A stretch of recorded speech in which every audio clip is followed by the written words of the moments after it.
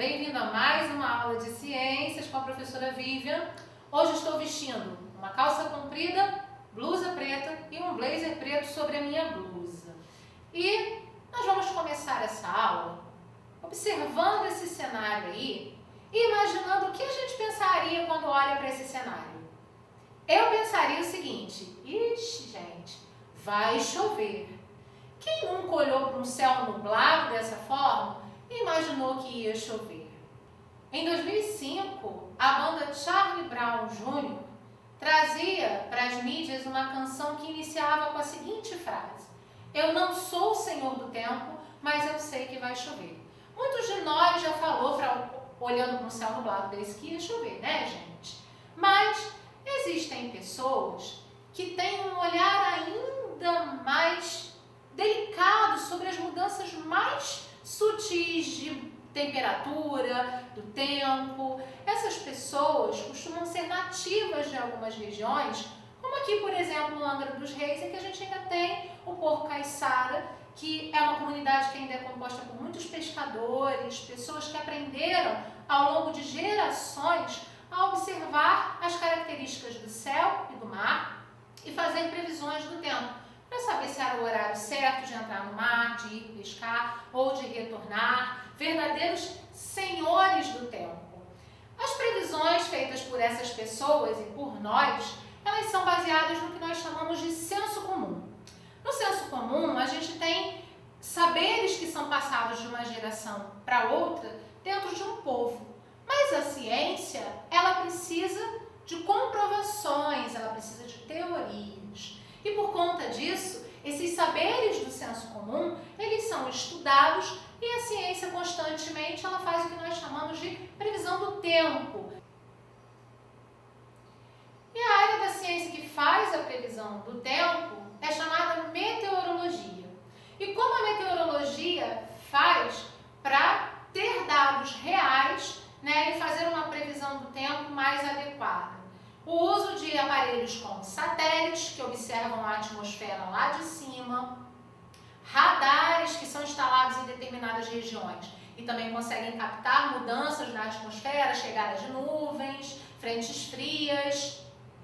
As estações meteorológicas, que são instaladas em locais estratégicos para a detecção dessas alterações atmosféricas. E o que esses aparelhos fazem? Eles coletam informações sobre as condições da atmosfera. A gente estudou a atmosfera em aulas anteriores e percebeu que ela tem diferentes camadas e em cada uma delas acontecem diversos eventos. Na troposfera, que é essa camada mais próxima da Terra, é que vão acontecer esses fenômenos meteorológicos que são observados e analisados. Então, o que a gente observa com esses aparelhos? O que esses aparelhos coletam? A direção e a velocidade dos ventos, a temperatura, taxa de umidade, que é quanta água tem na atmosfera, se as nuvens estão se formando e para onde elas estão se deslocando, a possibilidade de chuva, a quantidade de água que evapora, que vira vapor aqui da atmosfera, incidência de radiação solar, pressão atmosférica, entre outros fatores aí que também podem ser observados por esses aparelhos. E depois de coletados esses dados, eles são analisados por computadores, por sistemas de computadores e software, que vão fazer a previsão do tempo em si. Vão juntar todas essas informações e emitir uma previsão do tempo que é apresentada para a população. Dessa forma aqui que a gente costuma ver no jornal, onde a moça do tempo mostra onde vai chover, onde vai fazer sol, e assim a gente consegue programar a nossa rotina cotidiana, não é mesmo? Sabendo quais são os melhores períodos para sair ou para permanecer em casa, enfim. É aqui que a gente consegue as informações para tomar as nossas atitudes de acordo com a forma como o tempo vai estar. Os tais senhores do tempo, os pescadores, também aproveitam algumas características que são comuns do cotidiano para guiar ali as suas expedições marítimas. Um exemplo é o uso das brisas marítima e terrestre. O que é isso, professora? Bom, gente, durante o dia, o sol vai estar aquecendo a água e a areia de forma igual. Só que a areia, ela vai aquecer mais rapidamente do que a água. água, ela vai ganhar mais calor do que a água. E aí o ar se torna mais quente na areia e ele costuma se deslocar para cima, o ar quente costuma subir, tá, pessoal, por uma diferença de pressão. E aí o ar frio sopra do mar para a terra ao longo do dia. É o que nós chamamos de brisa marítima. Já à noite, a água ela vai resfriar mais rápido do que o solo. Então o ar quente que vai se deslocar da água para regiões mais altas da atmosfera, ele vai abrir um espaço de menor pressão para o ar frio soprar do solo, da areia, para o mar. Por conta disso, muitos pescadores preferem ir para dentro do mar, ir pescar à noite e voltar pela manhã, porque dessa forma eles vão estar aproveitando a brisa terrestre para a ida e a brisa marítima para a volta. E quem aí já assistiu a animação Procurando Nemo?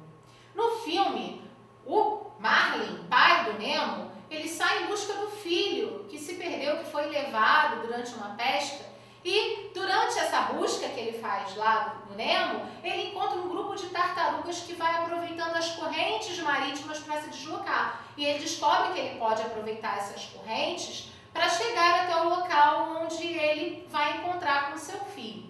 As correntes marítimas, pessoal, as correntes oceânicas, que foram retratadas aí ao longo do filme, elas são extremamente importantes para esse deslocamento de algumas espécies marinhas e também para levar alimento para diversas outras espécies, que é o fitoplâncton e o zooplâncton, que são espécies que são levadas pelas marés.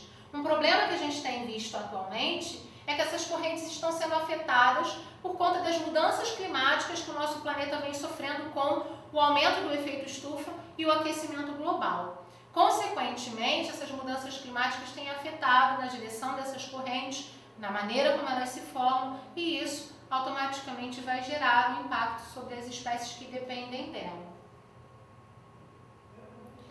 Também em outros ecossistemas terrestres, a gente consegue observar o impacto dessas mudanças climáticas. No início da atividade 14 de vocês, tem uma canção, um trecho de uma canção chamada Súplica Cearense, uma canção de Luiz Gonzaga, em que o autor diz: ó Deus, perdoe esse pobre coitado, que de joelhos rezou um bocado, pedindo para a chuva cair sem parar.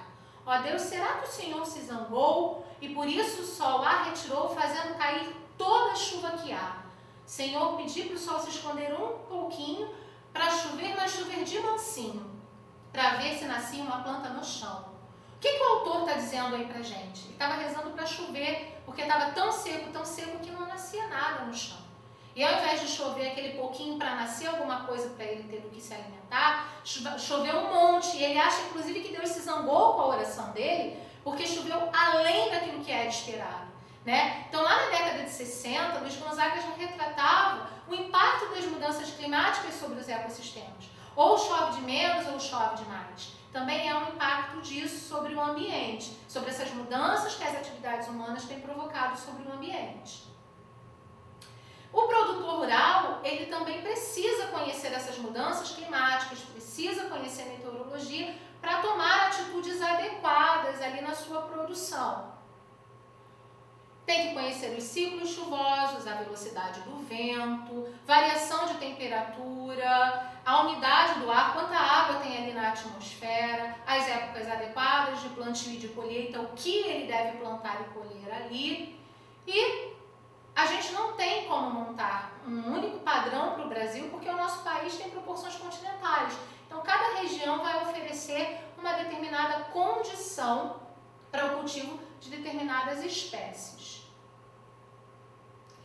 Aí, ó, um outro exemplo que também mostra a adequação que o produtor rural precisa fazer para cultivo de algumas espécies em determinadas épocas do ano. E aí a previsão do tempo, a meteorologia tem importância muito grande, tá, pessoal? Isso aqui é um exemplo que acontece muito nas regiões frias do nosso país, em que os agricultores eles borrifam água na plantação para a água congelar quando vai chegar a geada. Por quê? Se eu tenho água congelada em volta da planta, ela não vai diminuir mais a sua temperatura interna, abaixo de 0 grau. Então eu posso ter uma temperatura externa mais baixa que 0 grau, que a temperatura da planta vai se manter em 0 grau. E isso ajuda a fazer com que o agricultor não perca toda a sua produção naquele período de geada.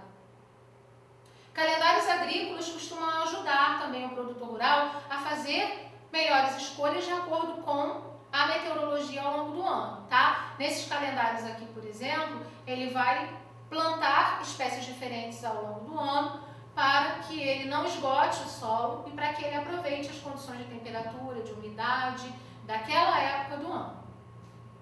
Bom, gente, nossa aula de hoje termina por aqui. Espero que vocês tenham gostado. Deixo o meu abraço, façam as atividades e bom estudo. Até breve!